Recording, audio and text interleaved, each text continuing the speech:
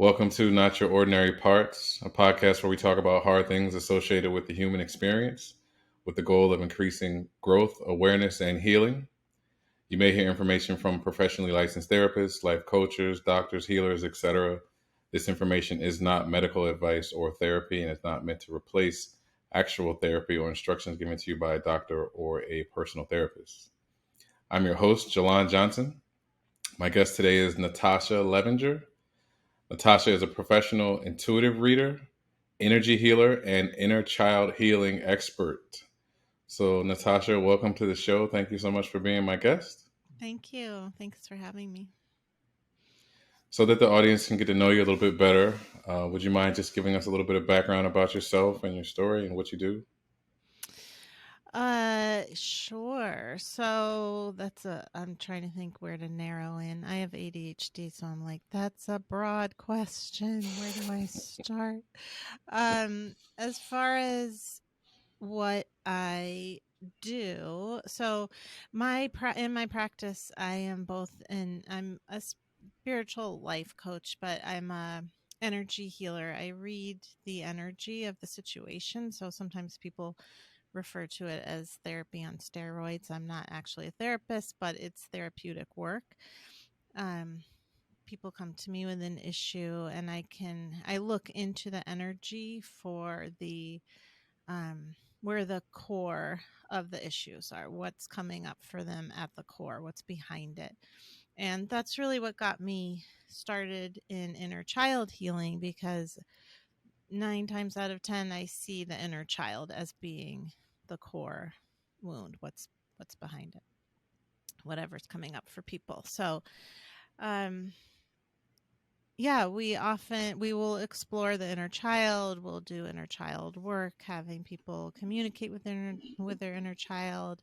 I then, at the end of the session, I'll do an energy healing where I see things in pictures or patterns, energetic patterns, and I'll de-energize it. And then there's also like stuff like past lives and things like that if they come up naturally. Um, and I also have a podcast called Getting to Know Woo, and I'm bringing that up because um, things like past lives are, woo woo in nature, and that whole term and way of healing is often looked at negatively, pejoratively, and I personally have found that it's those practices that have been the most healing for me. Um, I found that talk therapy is really great, but it often only goes so far. That's the case for me. Oftentimes, I would say for most people, it's like at a certain point, it's like, well, okay, but what are the tools I can use? I understand it now intellectually, but what can I do now that I understand? How can I heal? How can I get beyond this so I can be my full self? And for me, the best way I have found to do that is through energy healing and inner child healing.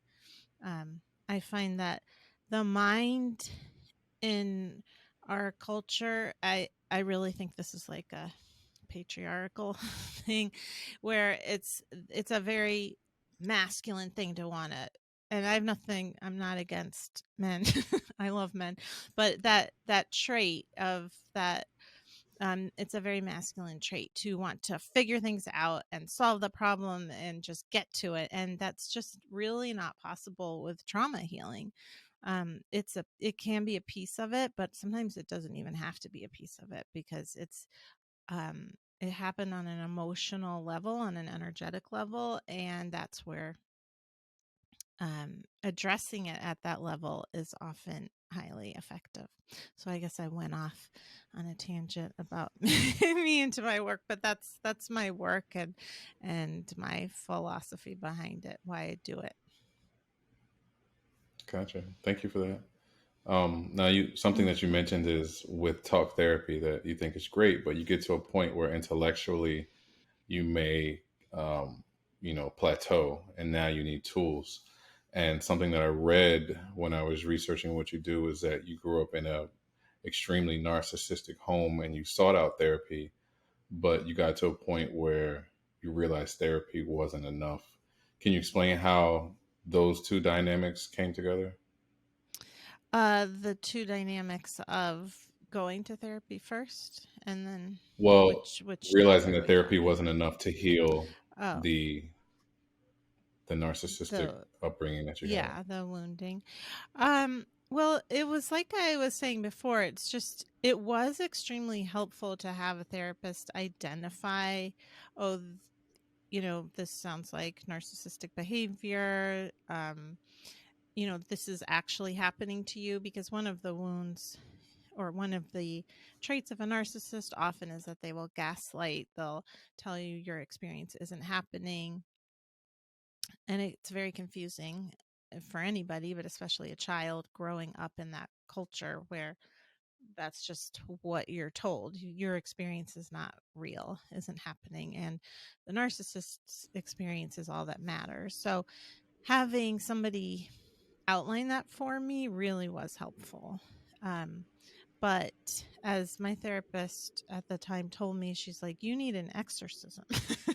She was joking, but because she was saying basically that my mom was like just so inside, everything came back to that, to her. And even though she was joking, ironically, in some ways she was right. Just in, I mean, I don't really I don't do exorcism, but energetically speaking, I did need her out of my system, and talk therapy just couldn't do that. Again, it was just understanding it was very freeing and very validating, and that is really important. But yeah, like I said, it got me to a point, and then it stopped. I see. And you And you by the talked a lot way, about. sorry, I just, Go in ahead. case your listeners are like, why is she in the dark? I just want to say that I did have lights on. I don't know why this is happening. I'm just going to try one more time to turn on a light again to see if Sure. Go maybe ahead. that, because I turned them off and then I was illuminated. I think it'll work again for a second. Hold on. Okay, I'm going to have to start doing podcasts in a room other than my office, because this happens too frequently. Yeah, it went away again. All right, I tried. I just We'll wanted get to through it. state it so people know that I know I'm in the dark. Only literally, not metaphorically. Okay, so I wanted to touch on inner child work a bit, and you being an inner child expert. Can you like define what an inner child expert is and what you do to help people heal their hmm inner child? Yeah.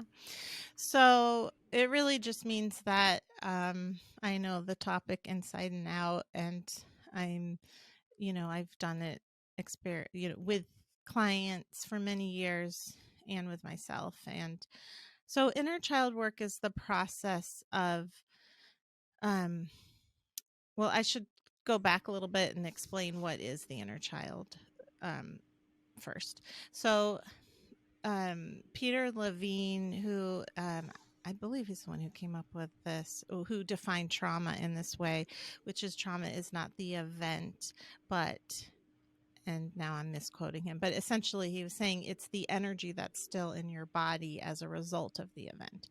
So if it never had a chance to get resolved. Um, so it's, when you're working with the inner child, you're working with that energy that's still very much alive in you, that never had a chance to resolve itself, to heal, to get healed.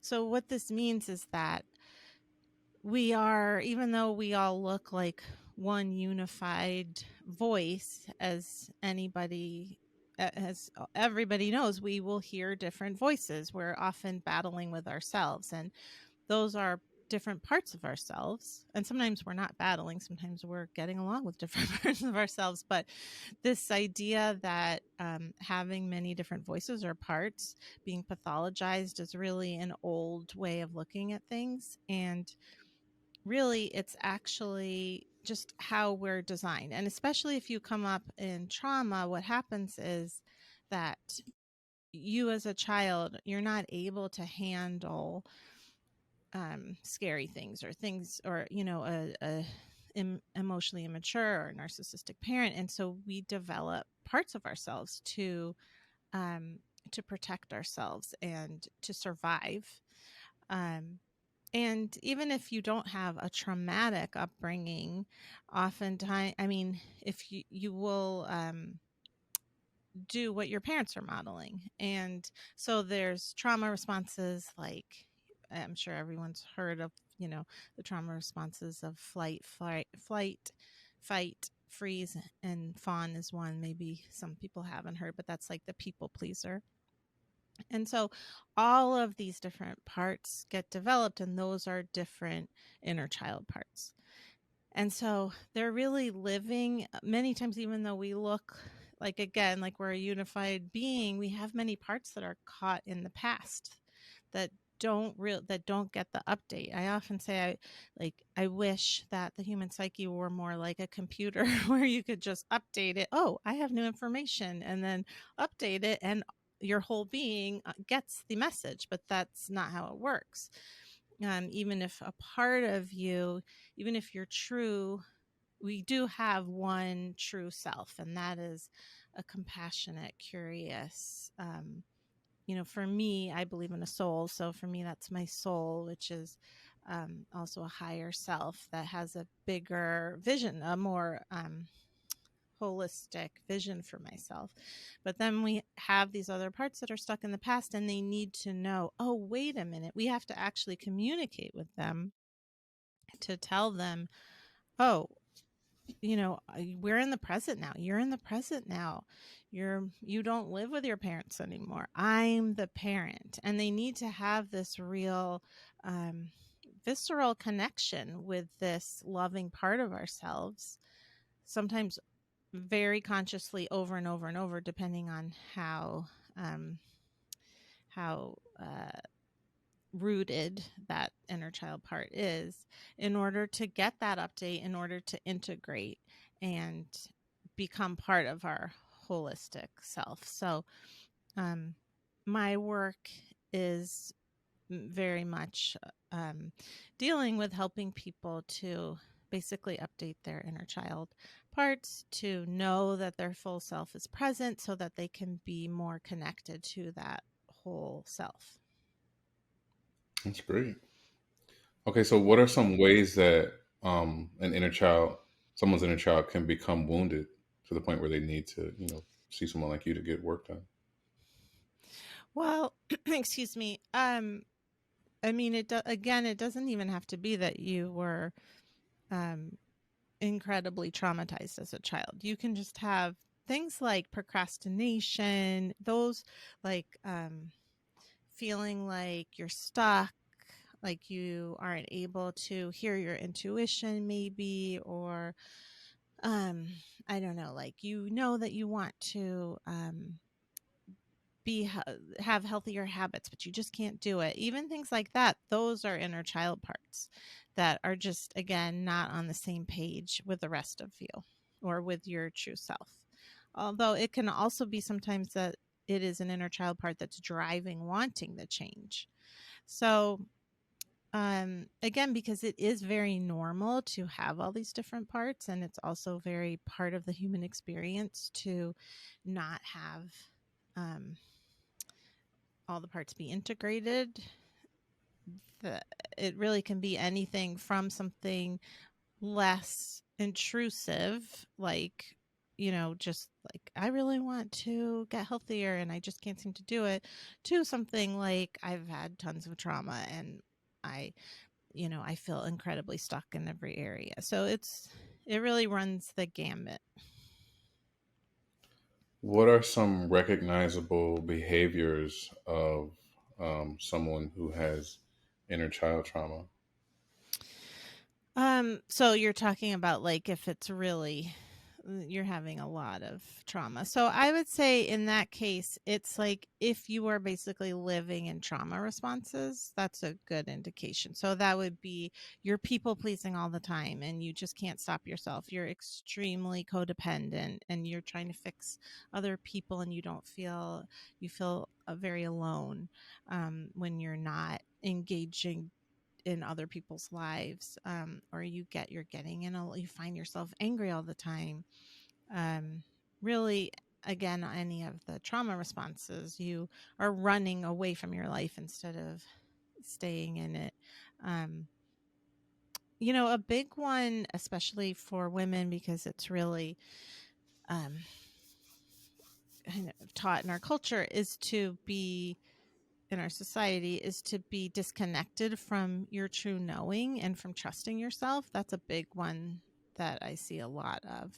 Just not just people pleasing, although that is a big one, and feeling really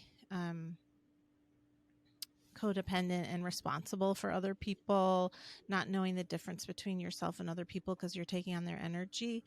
Um, but I forgot what the thread. I went into all those other things and I forgot the first thing I was saying. Um, I don't remember. I don't know if you do. But anyway, yeah, I mean, all of these are, there goes my ADHD brain again. I knew if I followed that thread, I was in danger of losing the first one. Um, but yeah, there's a lot of reasons. And that doesn't mean that people are so messed up. Like the way I look at things is spiritual growth and personal growth is all about just expanding into more and more of who you are. And that's endless, and when you have that connection to self, um, it's not that like life is a party and you don't feel your feelings. Life is always a party. You do feel your feelings, but you feel safe feeling your feelings. Like if you're feeling sad, yeah, because something happened that would make you feel sad. It's normal for me to feel sad. I'm a human being and I feel safe within myself to feel these feelings. So um, it's not, I mean, this is my passion. I love growing spiritually. Like I love learning about more techniques and ways to do that. But it's not always necessary for everyone, but usually, I mean, we're always in contact with our inner child in a positive way if we can, if we're conscious of it, because the truth is that we're always speaking to ourselves all the time. It's just a lot of times people aren't conscious of the thoughts, or they're not aware of how you're speaking to yourself unless it gets really loud and mean. Usually that's when people, I think, start to seek therapy, like when that inner critic is really loud or when it's affecting their life in a really bad way. Even then, sometimes people don't realize how they're talking to themselves. So a lot of inner child healing is just bringing a lot of consciousness to the different parts of how you're talking to them. okay, so I have a question for you. Let's say Mm-hmm. someone is listening to this podcast and they have done talk therapy and they're understanding intellectually that there is maybe some inner child trauma, a wounded inner child, and they get to a point where they want tools and they say, okay, well, I know that I have inner child work to do and I want to heal. What do I do? So if they know specifically it's inner child work, yeah, I'm just thinking of all the different ways. One thing you can do is start to be aware, aside from reading books. I have a book coming out. I'm not sure when this is airing, but you can get my book, Healing Your Inner Child. um, Nice. and seeking out help. It really does help to work with somebody who specializes in it, especially in the beginning, because what happens is when you're merged with your inner child, until you have the experience of noticing, oh, I was merged and now I'm not, it can get a little tricky, but you don't need to work with somebody, but it can be super helpful. And not just me, I just mean anybody. I like to work with people um, because of that same thing. Sometimes when like I said, like when I merged, it helps to have a guide to be like, okay, like what is she saying? What's going on? But one way the way that I do it is I imagine pulling this part out of me and putting them about 8 feet in front of me so they're enough at a distance. And then I check to see how I feel about that part. So let's say I'm being really critical of myself. I'll pull that out and I'll check to see how I feel. If I'm feeling judgmental of that part, then I know I'm still merged with them if it's a judgy part. Um, if I'm feeling triggered by something, it's making me feel insecure, and I pull that part out and I still feel insecure, I'm still merged. So the way to know you're in your true self, your inner adult, your loving self, is if you're feeling compassionate or curious about that. So there's also, I should mention that there is a way of therapy called the internal family systems, IFS, that does this work too. It's not called inner child healing, it's called parts work, or it's called internal family systems. So you can find a therapist who does that. And it's funny because I actually discovered that after I had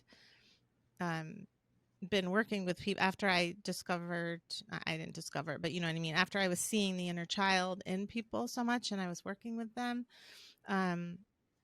And many years ago, I worked with a therapist that didn't do IFS, but did inner child work.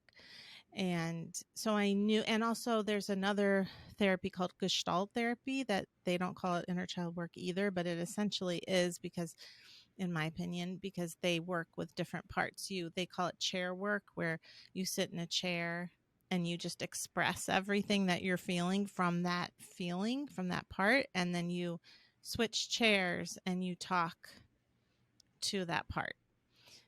So that's also a really good technique because it gets you out of your head. Oftentimes, like, you'll be stuck in your head, and that's an inner child part that needs to come out physically. Like feeling it more, connecting more into your body, and embodying that by switching positions where you're sitting can help to to um, to help you feel it. And then when you switch back, it helps because you can. It's almost like you heard it outside of yourself talking to you, if that makes sense. Oh, that's And interesting. I will say, I also did Gestalt work years ago, and when I was doing it again, I would talk as the part, and I realized, like, oh my god, I'm basically my mother right now. Like, as I'm talking like her, it was her mannerisms, her voice, like her tone. So it's really fascinating to see. Like, we think we are these parts of ourselves, and it's just so healing and wild to see how they're really not. We've learned them. Wow.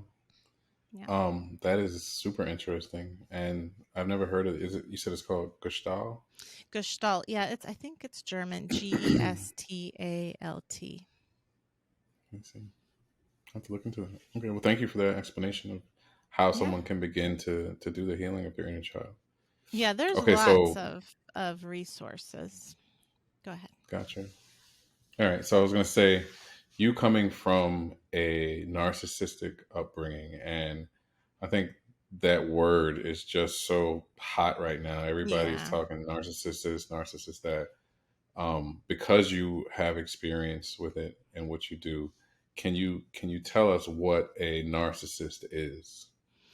Yeah, and I'm glad that you did preface that because it is overused, and I am not, I can't diagnose anybody, but I did experience it and have since, and like I said, talked to many therapists and read about it and work with clients who also suffer from narcissist abuse. So it's a personality disorder. It's not um like depression or having anxiety. It's not a chemical imbalance, it's a personality disorder, and it's on a spectrum. And the truth is that I like literally everybody has some degree of narcissism. I mean, it would be extremely rare to find someone who had no degree of narcissism in them. You know, that's why it's we're humans and all of us have narcissistic tendencies from time to time. But when it becomes when people with NPD, narcissist personality disorder, um, when someone has that, it's that these traits are very extreme, and they usually come with um, things like uh, doing things like gaslighting. It's really that the world. I'll use as an example my mother, which was the world really. Everything was an extension of her in her mind. So she would become enraged if, let's say, I were to do something that she didn't like or she thought reflect badly on her. And that could be anything. It's almost like living with an alcoholic. It's like you just don't know what to expect with a not obviously not an alcoholic in recovery. Um, it's this feeling of walking on eggshells because you just don't know. Everything was at her whim, and that is, you know, very true of people with NPD. And other things they do are things like um, you can know that you are likely in a narcissist household if the family members are all very basically fighting against each other. There's a lot of triangulation. So because the narcissist views any kind of bonding as a threat to them. So there's usually a golden child, which is, again, with the narcissist, it's like, I don't know how familiar you are with shadow work, but shadow stuff is like your shadow material is the stuff that you're rejecting, and that can also be good stuff, but it's also bad stuff. So there's usually a child that is just can't do anything wrong, is the, you know, just the highlight of this narcissist lives. And then there's the black sheep that gets dumped on everything they hate about themselves, they project onto this other child. And there's just a lot of infighting and a lot of pitting people against each other and making sure people don't um, can't really come together because they're so, actually narcissists are so sensitive that they can't their sense. It's funny because one time I wrote a post about how narcissists can be empaths, and some people got really upset about that. But what I meant was not that they care about the people's feelings that they're empathic about, but they can feel it. They're so sensitive, and then often they'll take that information and manipulate it. So I don't know if I answered your question all the way, but that was my Yeah. experience. What are some signs that someone may be or has suffered narcissistic abuse? Well, yeah, that's tough because it may or may not be from that, but again, I'll just speak from experience. When when you've been gaslit a lot, so that meaning your reality was um, undermined, and you were raised to think it wasn't true. You know, there's a lot of self doubt. A lot of, I would say, maybe the characteristic trait is feeling like everything is your fault because you're never allowed to blame the narcissist. And another thing is looking at things as someone's fault. Like there's a lot of blame mentality.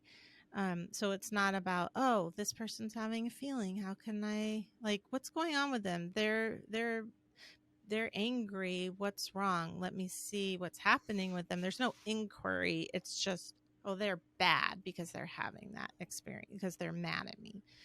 Um, so you just sort of reflexively feel like everything is your fault, and things are very black and white when you're raised this way. So there's another feeling of just a general feeling of badness about yourself, like that you're bad, that you're not good enough. Um, this is if you were raised as the black sheep.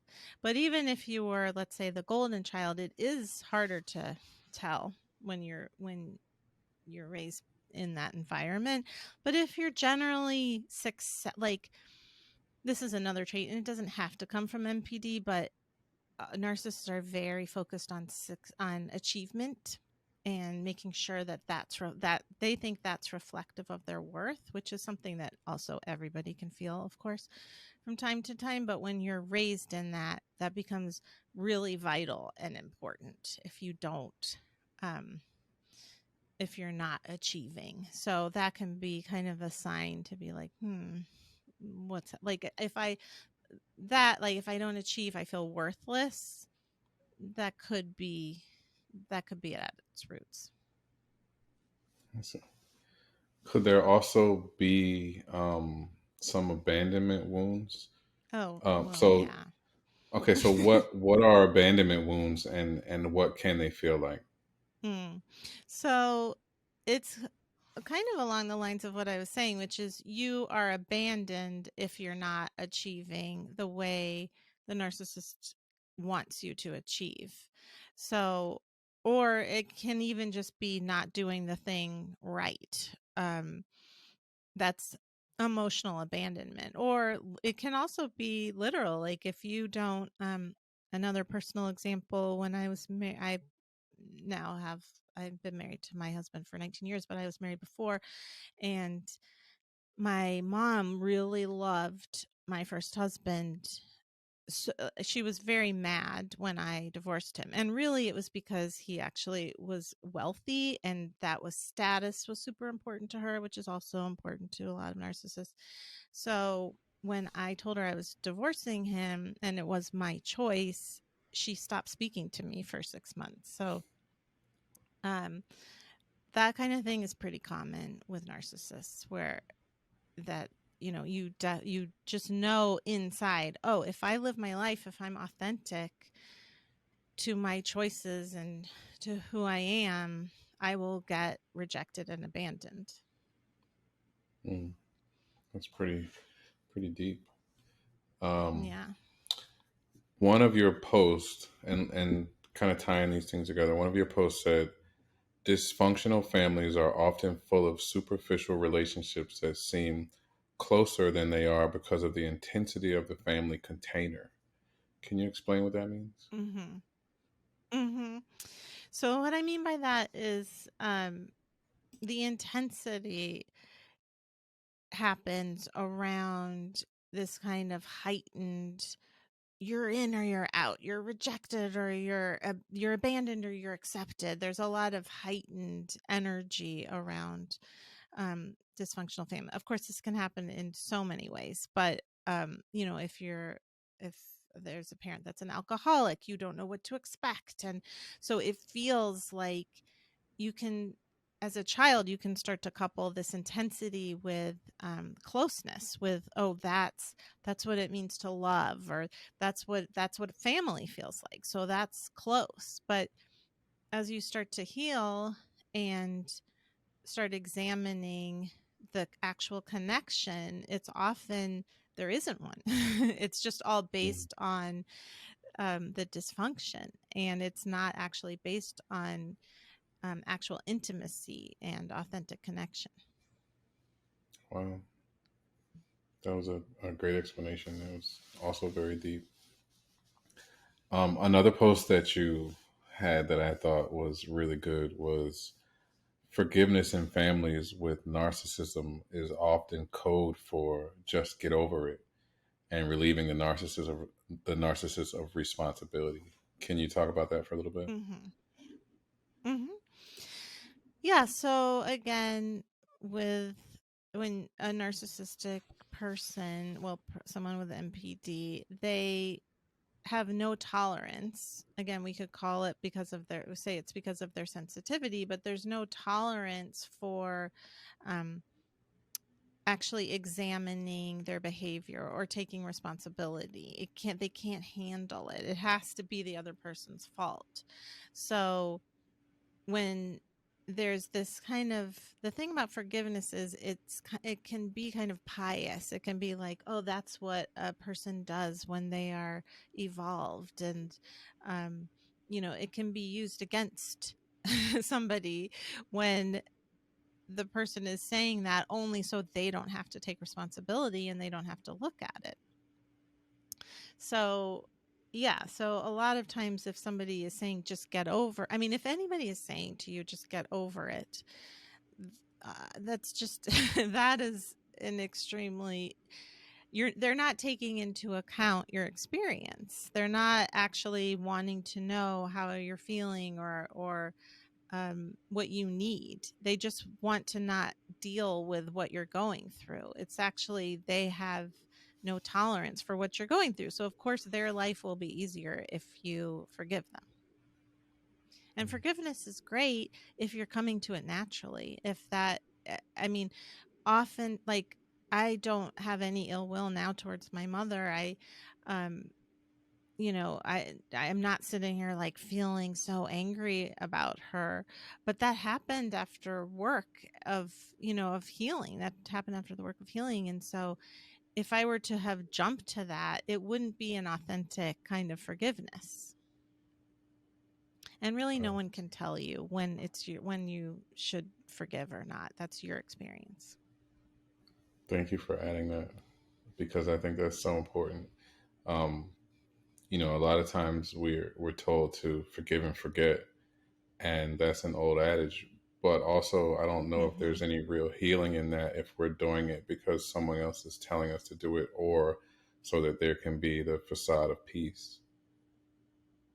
Right, exactly. Yeah, I mean, you have to ask, like, why are they asking you that? Are they asking you to forgive because they genuinely are worried about you? Um, and if that's the case, then it would be more of an inquisition, like, what, why are you? What's going on for you that you are holding this? What are you needing? If somebody's telling you that, then they probably have their own agenda for it. Gotcha. Okay, so on the same lines of forgiveness or um, you know, people's behavior maybe being superficial or not exactly meeting up to what they say it is it possible to accept the way someone is and at the same time not accept their behavior?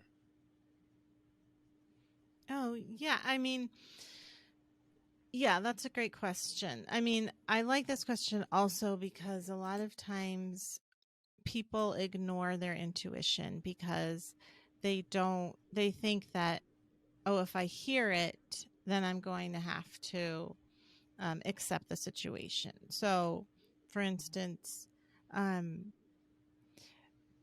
if you are in a relationship where you're not being treated well, and it's like, well, it's fine, because if you really thought about it and accepted, oh, this is what's going on, then you feel like you have to leave. And so I always tell people, first accept the information, and that's coming from an inner child part, and then you can decide, okay, am I ready, or what next steps do I want to do, do I want to do I want to take. But it's definitely true, it's real, acceptance is always the first part, and it doesn't equate with um, forgiveness. For instance, it doesn't have to be coupled with forgiveness. It just means you're accepting reality. You're saying, like, okay, I accept that this person is behaving this way, that this is my reality and that's the way they are, and I can't change them.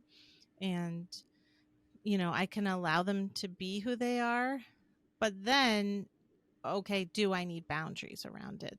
They're almost like two separate points. You don't have to resist something to not like it.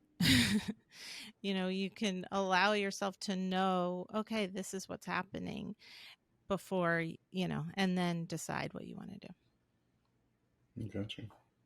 That's great advice. Another thing that I want to touch on is let's say someone has gotten to the point where, they've done all the things. They've had talk therapy. They realize that they needed tools. Now they have the tools. Now they have awareness and they're on their healing journey. Can it be possible that self-love and inner peace on that journey will start to feel uncomfortable? That's interesting. Do you have an example of that? Okay, I so mean, for instance, if we're used to dysfunction, right? And then now oh, you're we get right. to you follow? Yeah, I see what you're saying. Yeah, yeah. So, yeah, of course, because it's like a whole new way of being that you just don't know what this is like. I wouldn't It's interesting. I wonder if you're saying that because that's your experience. Because how I would put it is I mean, I guess self-love could be uncomfortable, and I don't know if you talk personally on here, but I wonder if do you? Yeah, sure. Oh, okay. Because I don't. Are you speaking from your own personal experience for No, no, being no. That was uncomfortable with just a, self-love? a question that well, because I Oh, know okay. that when you start to do different things, if your nervous system has been in a certain state for so long, anything new is going to feel like a threat or uncomfortable. Right. So that's Right. kind of where I was going with that. Like, as you're I working with your see. clients and they get to a point of starting to understand that it's okay to be authentic and that they don't have to accept someone's behavior, or that they Right. have been, in an abusive situation, and they start to come out of it, can coming out of it feel off Right. or uncomfortable? Right. Yeah, so I would say the way you're saying that, absolutely.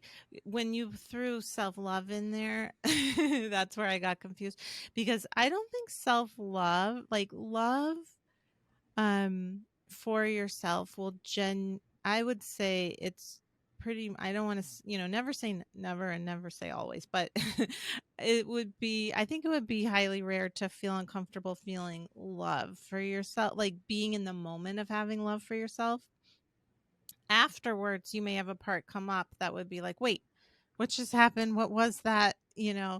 Um, and Mhm. I call that with my clients being in the messy middle, where there's this time when you're not, where you have awareness, as you said, and you have tools. So you're coming out of that old patterning, that old way of being, but you don't quite have all of the tools yet, or you haven't settled fully into your whole self yet around the situation, and so it can feel very awkward, or it can feel like I'm not sure where I am. Sometimes I'm back there, sometimes I'm over here.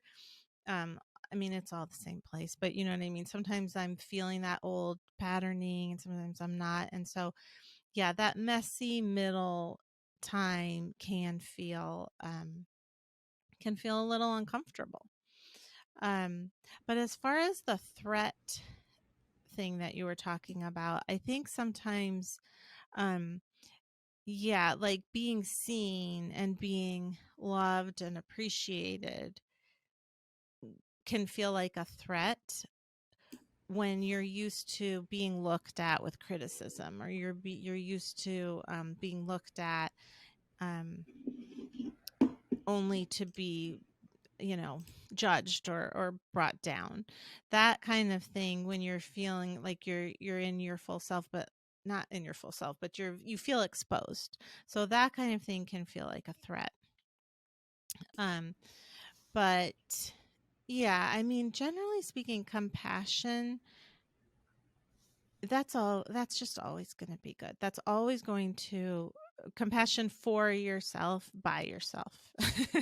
Because that means that you're in your true self. That means that you're in your inner adult.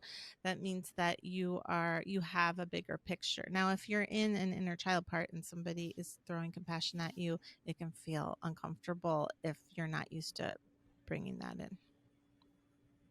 Boom. I think you just hit the nail on the head right there. And that was a great explanation because you in. touched on a lot of things. And I think that for me, personally, I wasn't aware that my nervous system was in a state of dysregulation. I just thought it was normal to feel, you know, adrenaline rush when someone questioned me, or, all the things that I felt that weren't normal. And it was just because it had been my normal for so long.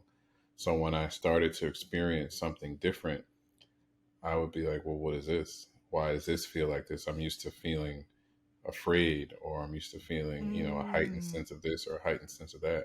So calmness even felt off to me because of how mm, long I was in such a dysregulated state. right. Yeah, that makes sense. Yeah, it can be jarring to not, because yeah, because it's new and the brain likes familiar. I'm Exactly. sure you know about that, that the brain looks for familiar, that's what it thinks is safe. So Mm, if your brain thinks that heightened nervous system is familiar, it's familiar, then it will think it's safe. And the calm, it won't know what is going on.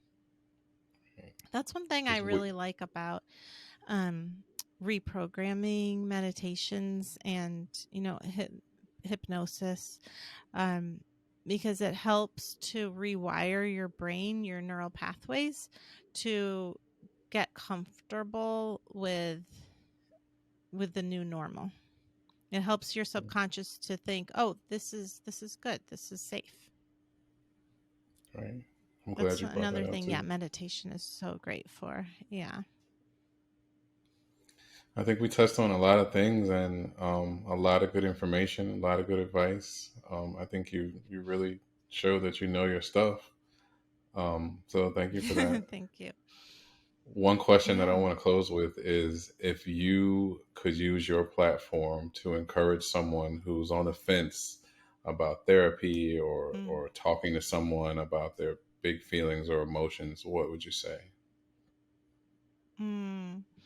So if they're feeling unsafe about sharing, yeah, that's that is really hard. I would say, first of all, what I would say is that part of you is totally valid, and if you're feeling unsafe being vulnerable, there was a reason for that at some time in your life.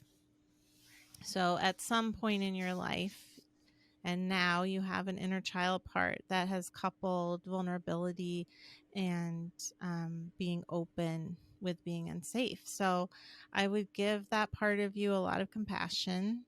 And if you are having experiences in your life where you're feeling really unhappy, unfulfilled, or feeling stuck, I do think that all of these practices, therapy, and all of the other um, practices that I've mentioned, can help open up your life and help you know the real you. And that is so valuable. Like I said, it's still not going to be a party all the time, but having that safety is just, that is invaluable. So I would just say, talk to that part, be compassionate towards it, um and I mean, I think the real thing here is the why. Why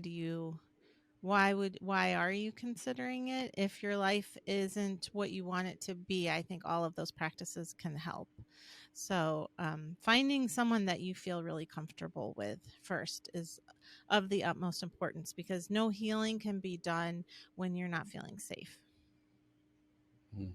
And obviously, I think it's amazing and so helpful, and um, yeah, really invaluable. Thank you for that.